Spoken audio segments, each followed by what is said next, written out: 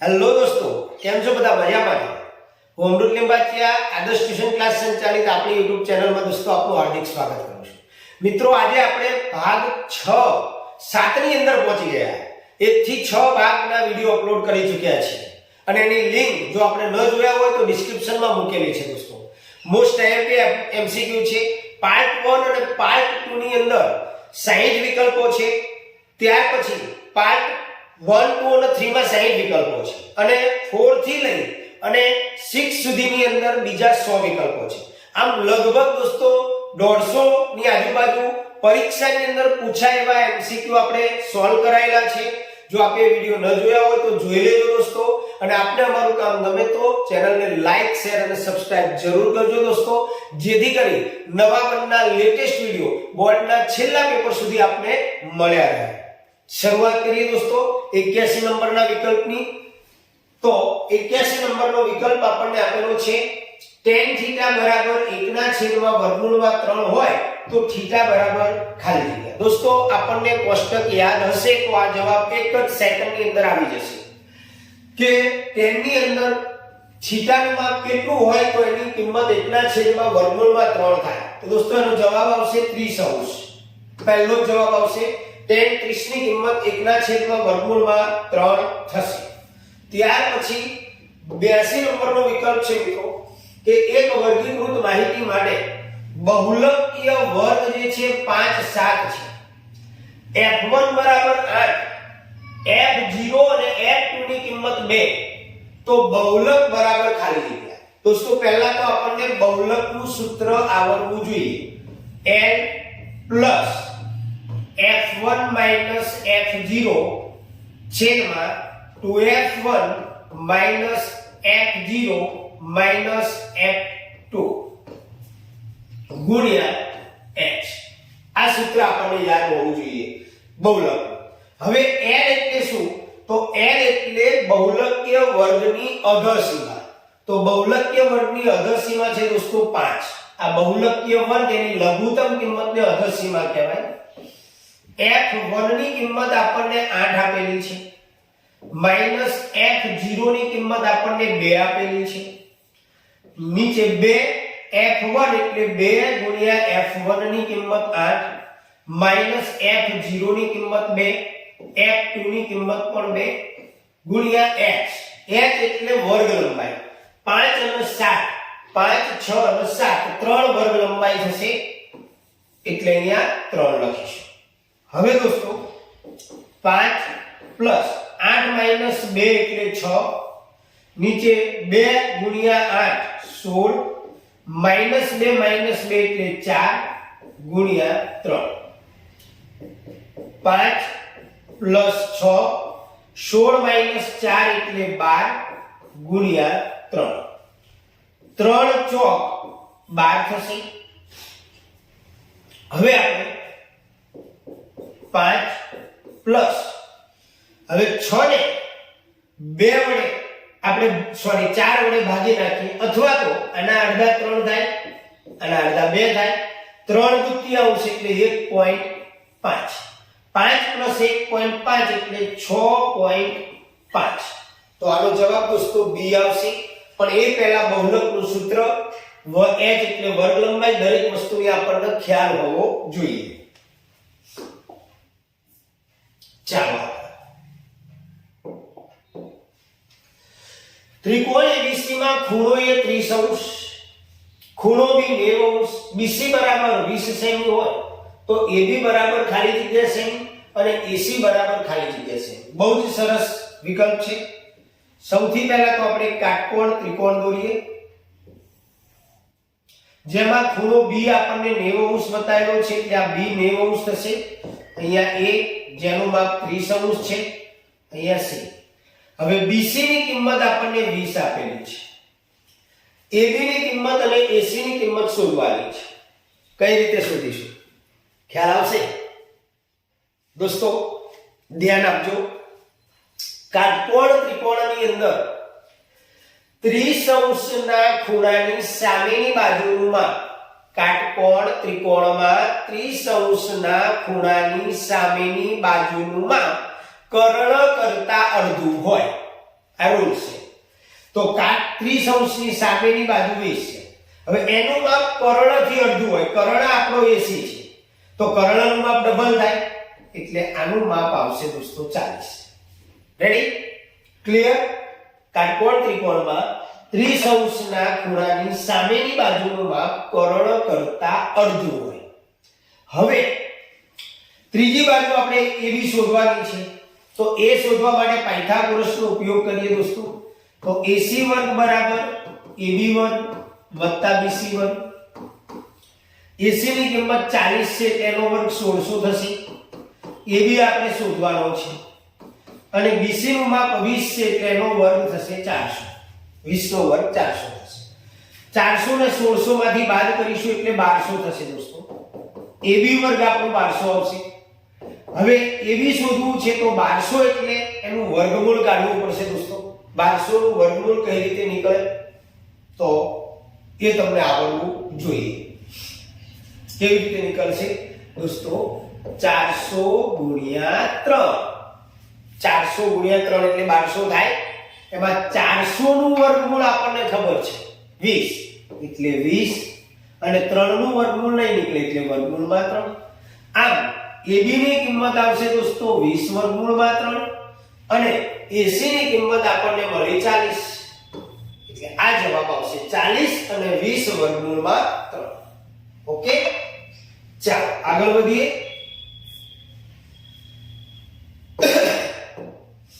cosec θ * sin θ બરાબર ખાલી ગયા. બહુ સિમ્પલ છે. બંને એકબીજાના વ્યસ્ત છે અને બે વ્યસ્તોનો ગુણાકાર હંમેશા એક જ થાય. sin અને cosec એકબીજાના વ્યસ્ત છે, તેનો જવાબ આવશે 1. ચાલો આગળ 85 માં આવો દાખલો દોસ્તો આપણે આગળ સોલ્વ કરાયેલો છે. તમે જાતે આને સોલ્વ કરજો. બંનેની બાદબાકી કરવાની છે. m નો લોપ થશે, z ની બહુલકની કિંમત મળશે. એ બહુલકની કિંમતને ગમે તે એક પરિણામમાં મૂકશો એટલે તમને જવાબ m ની કિંમત મળશે. m અને z ની કિંમત મળી જાય ત્યાર પછી તમારે z બરાબર 3m - 2x બાર નું સૂત્ર મૂકી દેવાનું એટલે જવાબ આવી જશે. ઓકે, અને મને કોમેન્ટમાં જવાબ 100% જણાવજો. ત્યાર પછી 86 નંબરનો વિકલ્પ છે આપણો કે ઉગમ બિંદુ કેન્દ્ર હોય તેવા વર્તુળના વ્યાસનું એક અંત્ય બિંદુ 3 - 2 છે, તો તે વ્યાસના બીજા અંત્ય બિંદુના નામ યામ ખાલી જગ્યા છે. જો દોસ્તો અહીંયા આપણને વ્યાસ આપેલો છે, આ વર્તુળ, આ વ્યાસ. ઓકે, આ એનું કેન્દ્ર છે. કેન્દ્ર એ ઉગમ બિંદુ છે એટલે આ 0 0 થઈ જાય. ઉગમ બિંદુના યામ 0 0 થાય.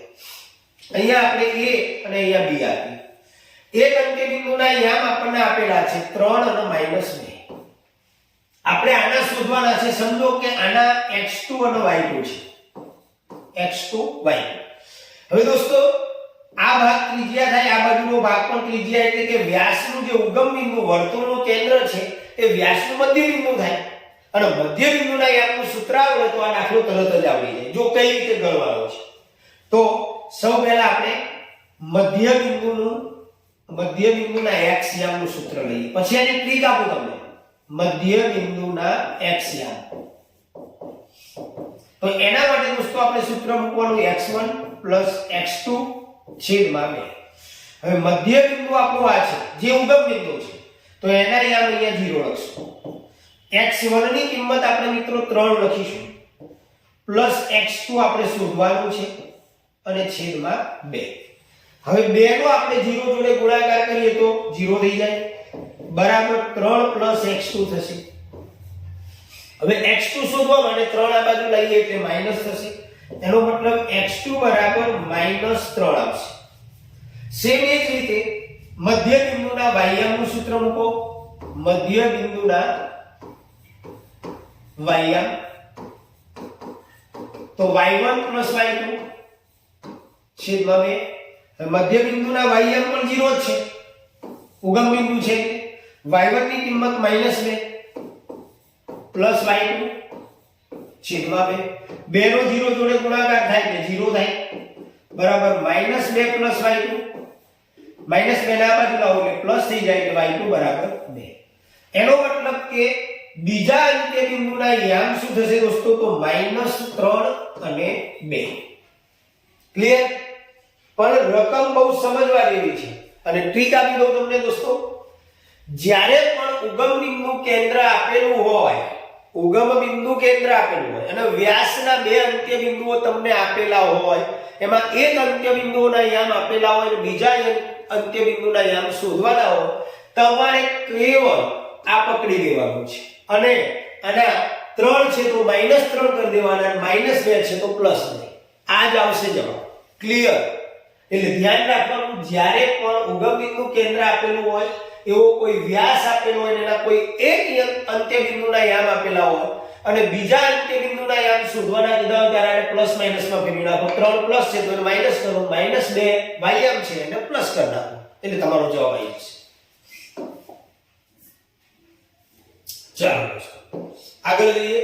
2 tan 30 છેદમાં 1 + tan 30 ની કિંમત બરાબર ખાલી જગ્યા. આપણને 4 ઓપ્શન આપેલા છે. સૌથી પહેલા તો આપણને કોષ્ટક ખબર હોવી જોઈએ. 2 tan 30 ની કિંમત છે 1/√3. ઓકે, નીચે 1 પ્લસ tan 30 ની કિંમત 1/√3 અને એનો વર્ગ. ઉપરનો દોસ્તો ગુણાકાર થશે 2 × 2 એટલે કે 2/√3 અને નીચે 1 પ્લસ 1 નો સ્ક્વેર 1 થશે, √3 નો સ્ક્વેર 3 થશે. ઉપરનું સેમ રાખીશું આપણે 2/√3 અને એના છેદમાં અહીંયા આપણે ચોકડી ગુણાકાર કરીશું એટલે 3 × 3 ને 1 4 4/3. હવે ધ્યાન આપજો, ઉપરનો પદ છેદનો છેદ ઉલટાવીશું એટલે કે 2/√3 ગુણ્યા આ છેદ ઉલટાઈએ એટલે 3/4 થાય. છોકરાઓ આ તો કરી નાખશે 2 × 4, પણ પછી કે આવો જવાબ કઈ રીતે લાવવો? દોસ્તો આ જે 3 તમને આપેલા છે એના અવયવો શું પડે ખબર છે? √3 ગુણ્યા √3. 2 વખત √3 એટલે 3 થઈ જાય, તો અહીંયા 1/3 √3 ઉડી જશે. એટલે હવે આપણી પાસે રહ્યું √3 અને છેદમાં 2.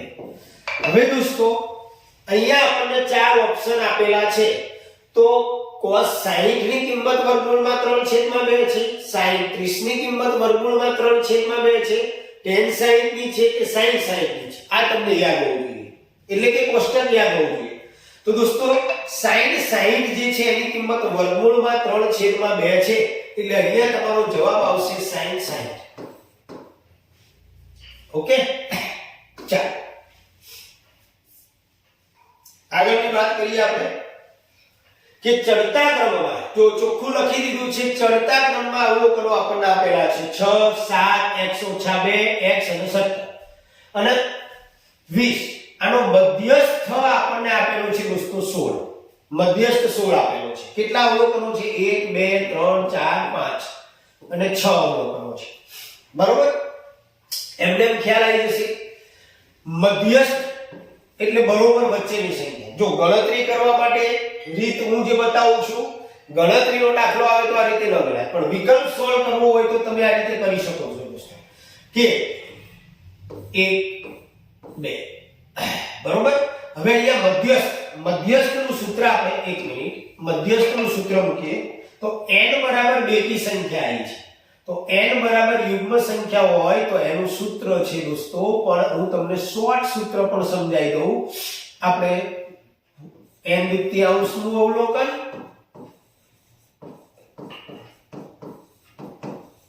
વત્તા n દ્વિતીયાંશ વત્તા 1 નું અવલોકન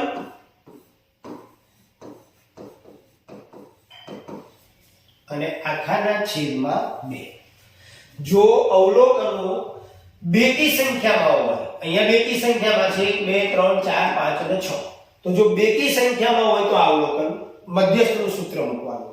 હવે m ની કિંમત આપણને આપી દીધી છે મિત્રો 16.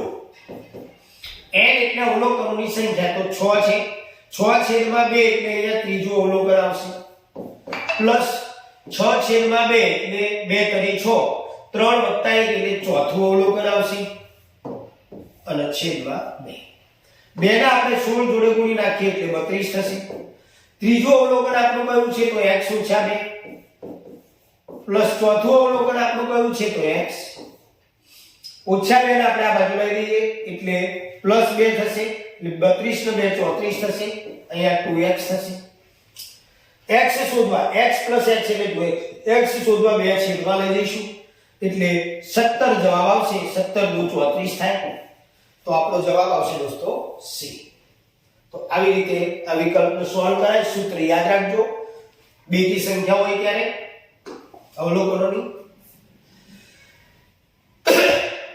કોઈ માહિતી માટે z = 20 અને m = 30 હોય તો x બાર બરાબર ખાલી જગ્યા એકદમ સિમ્પલ છે તમારે સૂત્ર મૂકી દેવાનું છે દોસ્તો z = 3m - 2x બાર અહીંયા z ની કિંમત આપણને 20 આપેલી છે 3 m ની કિંમત આપણને 30 આપેલી છે 2x બાર આપણે શોધવાનું છે 20 બરાબર 30 તરીને 90 થાય -2x બાર 90 ને આ બાજુ લાવો અથવા -2x બાર આ બાજુ લાવો તો પ્લસ થઈ જાય સામે 90 અને આ 20 ને પાછળ લઈ જાઓ એટલે -20 આમાં છોકરાઓ ગાફલે થઈ જતા હોય છે -2x બાર આગળ લાયા એટલે પ્લસ થયા 20 પાછળ લઈ ગયા એટલે માઈનસ થયા તો દોસ્તો 2x બાર બરાબર 70 રહેશે 2 છેદમાં જશે 70 છેદમાં 2 એટલે 35 જવાબ આવશે 35 * 70 થાય એટલે આપણો જવાબ આવશે દોસ્તો B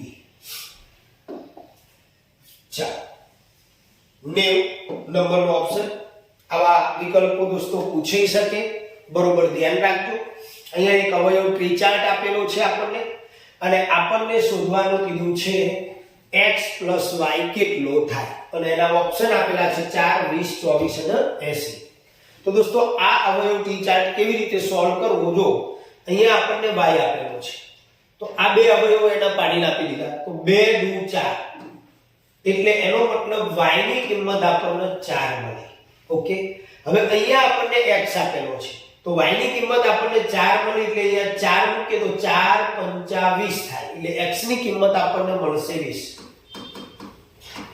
હવે આપણને x + y કીધું તો 20 + 4 એટલે 24 તો આપણો જવાબ આવશે દોસ્તો C ત્યાર પછી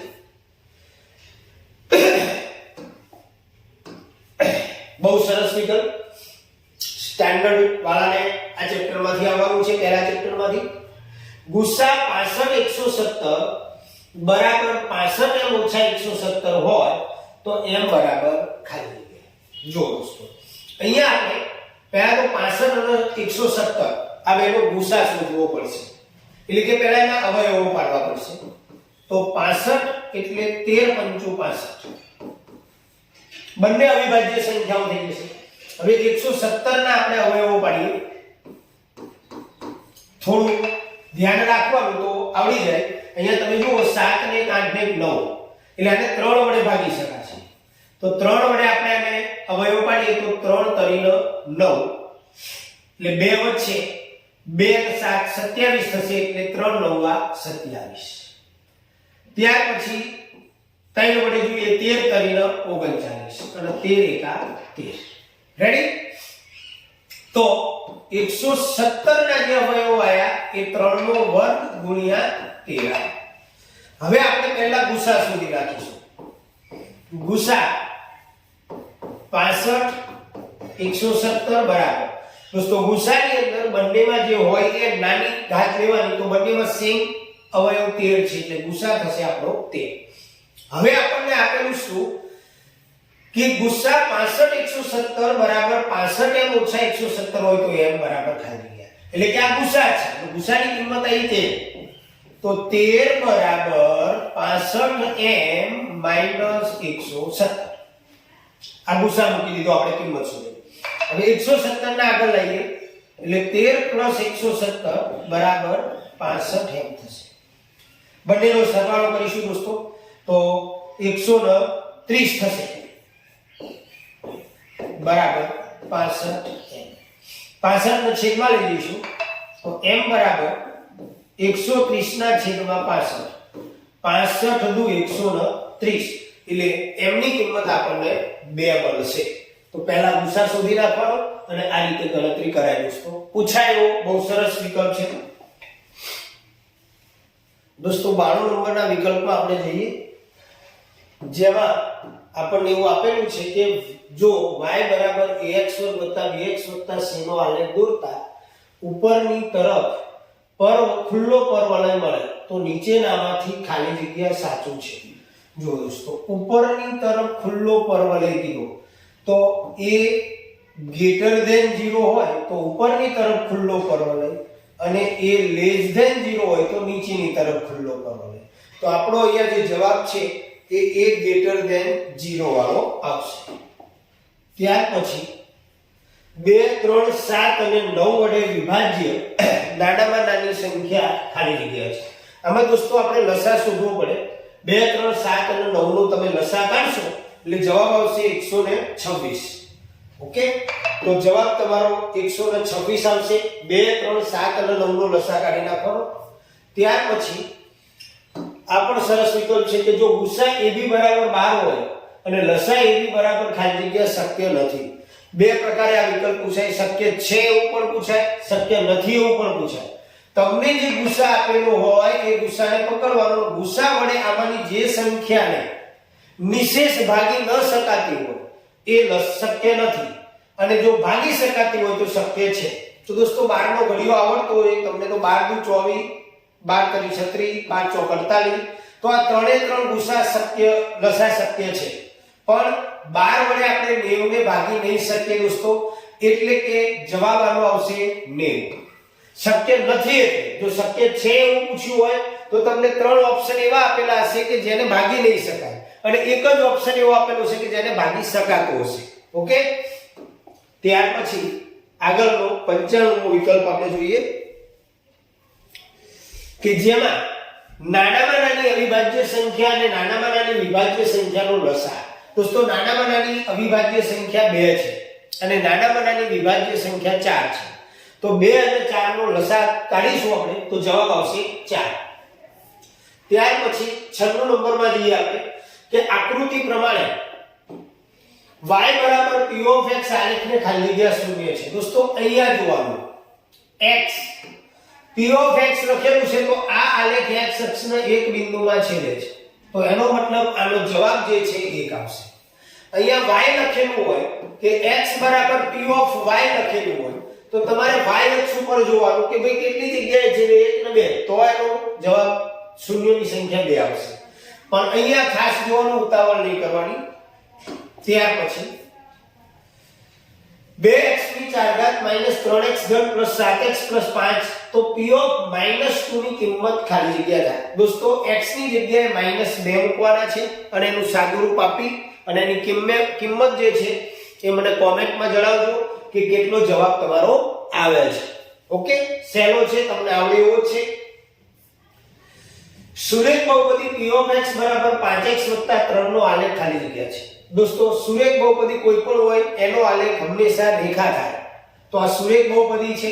સુરેખ બહુપદી એટલે એક ઘાત અને એક ચલ વાળી બહુપદી, તો એનો આલેખ થશે રેખા. 99 નંબરનો વિકલ્પ છે દોસ્તો કે p of x બરાબર ax1 + bx + c ના શૂન્યો આલ્ફા અને બીટા માટે 1/α + 1/β બરાબર ખાલી જગ્યા. દોસ્તો અહીંયા આપણે ચોકડી ગુણાકાર કરીએ એટલે b નો એક જોડે ગુણાકાર કરીએ એટલે બીટા, આલ્ફા નો એક જોડે ગુણાકાર કરીએ આલ્ફા, છેદનો ગુણાકાર કરીએ આલ્ફા * બીટા. હવે આલ્ફા + બીટા એટલે બે શૂન્યોનો સરવાળો જેનું સૂત્ર છે -b/a. નીચે આલ્ફા * બીટા એટલે બે શૂન્યોનો ગુણાકાર જેનું સૂત્ર છે c/a. છેદનો છેદ ઉલટાઈશું તો -b/a ગુણ્યા a/c. એ ઉડી જશે, -b/c જવાબ આવશે આપણો a. ઓકે, ત્યાર પછી ત્રિકોણ abc અને ત્રિકોણ rpq છે સમરૂપ. ધ્યાન રાખજો, આ જોવાનું abc સમરૂપ rpq એટલે ખૂણા a ને અનુરૂપ ખૂણો r થાય, ખૂણા b એને અનુરૂપ ખૂણો p થાય અને c ને અનુરૂપ ખૂણો q થાય. આપણને આપેલું છે a/b/c બરાબર 2/3/5. દોસ્તો સૌથી પહેલા આની માટે x લઈ લો એટલે ખૂણો a, પહેલા ત્રિકોણના ત્રણેય ખૂણાનો સરવાળો કેટલો થાય 180. જો વિકલ્પ છે એટલે સ્પીડી ગણતરી કરી. હવે આ બધા મને x લઈ લો એટલે a ની કિંમત થશે 2x, b ની કિંમત થશે 3x, c c ની કિંમત થશે 5x બરાબર 180. 5 ને 3 8 ને 2 10x થશે બરાબર 180. x બરાબર 180 છેદમાં 10. 0 0 ઉડી ગયા. x બરાબર 18. હવે દોસ્તો r, તો r ને અનુરૂપ a થાય તો a નું માપ આપણે શોધી નાખો. તો a નું માપ 2x છે એટલે x ની જગ્યાએ તમે 18 મૂકો એટલે 18 × 36. a અને r બંને સરખા થશે એટલે 36. p ખૂણો શોધવાનો કીધો છે. p ને અનુરૂપ છે b, તો ખૂણા b નું માપ શોધી નાખો. b એટલે p કહેવાય. તો b નું માપ છે 3x એટલે 3 × 18 18 કરીને 54. આનો સરવાળો કરીને જવાબ આવશે 90 એટલે તમારો જવાબ b આવશે. ખૂણો r વત્તા ખૂણો p બરાબર 90. ચાલો દોસ્તો, લાસ્ટ લગભગ છે કે પ્લાસ્ટિકના ગળા અને લાકડીની મદદથી એક બાળક ક્રમશઃ નીચે પ્રમાણેની આકૃતિ બનાવે છે. તો તેને 360 ગળાની જરૂર પડે તો તેને કુલ ખાલી જગ્યા આકૃતિ બનાવી હશે. બહુ સરસ મજાનો વિકલ્પ છે. અહીંયા દોસ્તો જોઈશું તો 3 દડાનો ઉપયોગ થયેલો છે. આમાં જોઈશું તો 1 2 3 4 5 દડાનો ઉપયોગ થયેલો છે. અહીંયા તમે જોશો 3 2 5 અને 2 7 7 દડાનો ઉપયોગ થયેલો છે. એનો મતલબ તમારી આ શ્રેણી બની ગઈ 3 5 7. હવે આવા કુલ દડા કેટલા છે તો 360 દડા છે. એટલે આ થઈ ગયું તમારું Sn. ઓકે, a ની કિંમત દોસ્તો તમારી 3 થશે અને d ની કિંમત 5 માંથી 3 જાય એટલે 2 એટલે a બરાબર તમારું 3 થશે, d બરાબર તમને 2 મળશે અને Sn તમને આપી દીધું છે 360 દડા. તો કુલ ખાલી જગ્યા આકૃતિઓ બનાવી હશે એટલે કે n શોધવાનું છે. આપણે n શોધવાનું છે. તો દોસ્તો આની અંદર આપણે Sn નું સૂત્ર મૂકીશું. Sn બરાબર n દુત્યાંશ 2a plus n minus 1 d.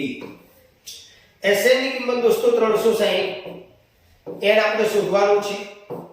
2 × a ની કિંમત 3, n શોધવાનું છે n - 1, d ની કિંમત 2. ધ્યાન આપજો.